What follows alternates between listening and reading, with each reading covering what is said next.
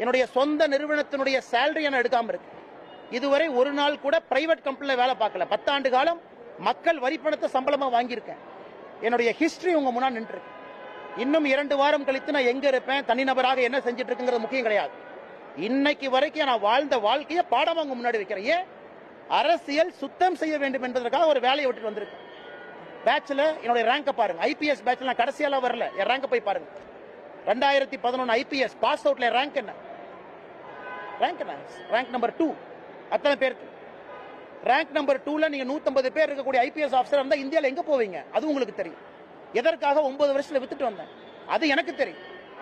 நான் ஏதோ சராசரியாக அப்படியே தேய்ச்சிக்கிட்டு கல்யாணமா என் மாமனார் கொடுத்த காசுல வண்டி ஓட்டிக்கிட்டு அதுல 2 நிறுவனத்தை நடத்திக்கிட்டு லாட்டரி வித்துக்கிட்டுலாம் இல்லைன்னு சொந்தமாக உழைச்சு உங்க முன்னாடி நின்று சுயம்பாக பேசிக்கிட்டு இருக்கேன். எந்த காட்ஃபாதரும் கிடையாது. 0 காட்ஃபாதர்.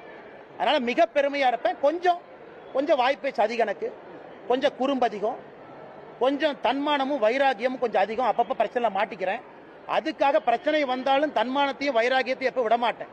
எந்த பிரச்சனையை வந்து தனி மனிதனாக விவசாயம் செஞ்சாலும் திரும்ப வந்துகிட்டே தான் இருக்கும். கட்சி முதன்மை தெளிவா சொல்லிட்டேன். நான் தொண்டனாக இருப்பதற்கும் தயார், தெளிவா சொல்லிட்டேன். நான் இங்க பவருக்காக வரல, தெளிவா சொல்லிட்டேன். அதே நேரத்தில் என் ஸ்டாண்டும் மாறாது, அதையும் தெளிவா சொல்லிட்டேன். கட்சி முடிவெடுக்கும், பார்த்துட்டு இருக்கேன். தேங்க்யூ தலைவா.